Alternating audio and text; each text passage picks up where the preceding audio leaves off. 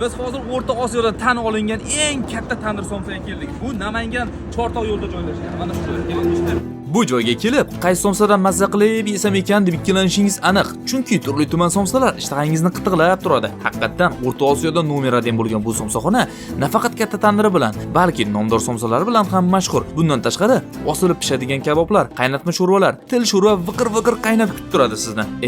Ming marta eshitgandan ko'ra, bir marta borib ko'rgan afzal deganlardek, biz ham shartta borib bordik. Bu yerda tandirimizda kosa somsa, bomba somsa, bundan tashqari shashlilar, mol go'shti, qo'y go'shti, qazilik hammasidan bor ekan. Kelib maza qilasiz. Ta'miga gap yo'q. Somsalarni tayyorlash vaqtiga taxminan 40 daqiqadan 1,5 soatgacha vaqt ketar ekan. Ushbu tandirimizga bir vaqtning o'zida 500 tadan 3000 tagacha somsa sig'dirish mumkin. Agar faqat katta somsalar yopilsa, 500 ta, kichik somsalar yopilsa, 3000 tagacha somsani o'z ichiga olar ekan. Somsapazlarimizga kuch-quvvat tilab qolamiz. Barchangizni shu joylarga borishingizni tavsiya etgan bo'lardim. Oilaviy, do'stlar, ulfatlar, hamkasblar, qarindoshlar, xullas barcha uchun mo'ljallangan joy. Ushbu videoni yaqin tanishlaringizga jo'natib qo'ying.